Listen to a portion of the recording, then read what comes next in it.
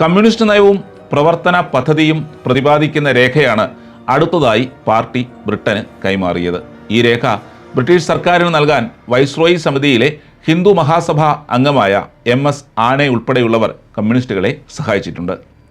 Britain പങ്കെടുത്തുകൊണ്ടിരിക്കുന്ന യുദ്ധം ജനകീയ യുദ്ധമായി തങ്ങൾ കാണുന്നുവെന്നും ഇതിൽ സർക്കാരിനെ സഹായിക്കാൻ ജയിലിനകത്തും പുറത്തുമുള്ള സഖാക്കൾ ഉത്കടമായ അഭിലാഷം കൊണ്ട് ജ്വലിക്കുകയാണെന്നും ഇത് സാധ്യമാക്കാൻ എല്ലാ കമ്മ്യൂണിസ്റ്റ് തടവുകാരെയും നിരുപാധികം വിട്ടയക്കണമെന്നും രഹസ്യരേഖയിൽ പാർട്ടി അറിയിച്ചു.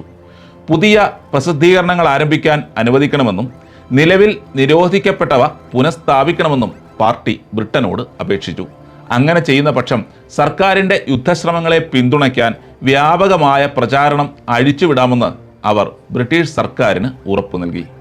അതിന് തയ്യാറാക്കി നൽകിയ കർമ്മ പദ്ധതിയാകട്ടെ അവിശ്വസനീയമായ വിധത്തിൽ രാജ്യവിരുദ്ധവും സ്വാതന്ത്ര്യ സമരത്തെ ഒറ്റുകൊടുക്കുന്നതുമായിരുന്നു. രാജ്യമെങ്ങും ഫാസിസ്റ്റ് വിരുദ്ധ റാലികൾ സംഘടിപ്പിക്കുന്നതിനും ബ്രിട്ടന്റെ യുദ്ധശ്രമങ്ങളെ പിന്തുണയ്ക്കാൻ ജനങ്ങളെ ബോധവൽക്കരിക്കുന്നതിനുമായി ജയിൽ വിമോചിതരായ നേതാക്കളെ എല്ലായിടത്തും അയക്കും. രണ്ടാം ഘട്ടത്തിൽ പൊരുതുന്ന സൈന്യത്തിൻ്റെ വിവിധ വിഭാഗങ്ങളിലേക്ക് ആളെ റിക്രൂട്ട് ചെയ്യാനും തയ്യാറാണെന്ന് പാർട്ടി വാക്കു നൽകി. മാത്രമല്ല, ചാവേറ്റ് പടകൾ രൂപീകരിച്ച് ഗറില്ല യുദ്ധത്തിന് സ്വന്തം സഖാക്കളെയും വിദ്യാർത്ഥികളെയും കർഷകരെയും തയ്യാറാക്കുമെന്നും പാർട്ടി ബ്രിട്ടനെ അറിയിച്ചു. എന്തിനേറെ, പട്ടാളക്കാർക്ക് വിനോദത്തിനായി വിദ്യാർത്ഥിനികളുടെ സംഗീത നൃത്ത പരിപാടികൾ സംഘടിപ്പിക്കാൻ തയ്യാറാണെന്ന് പോലും എഴുതി നൽകാൻ നാണംകെട്ട പാർട്ടി മടിച്ചില്ല.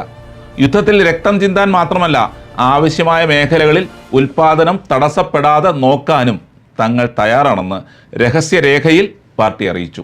ഈ പ്രവർത്തനങ്ങൾ കാര്യക്ഷമമായി നടക്കാൻ പാർട്ടിയുടെ സമുന്നത നേതാക്കളായ PC Joshi, P Sundarayya, EMS Namboodiripad തുടങ്ങിയവർക്കെതിരെയുള്ള വാറന്റുകളും മറ്റു ഉത്തരവുകളും പിൻവലിക്കണമെന്നും പാർട്ടി രഹസ്യരേഖയിൽ അപേക്ഷിച്ചു.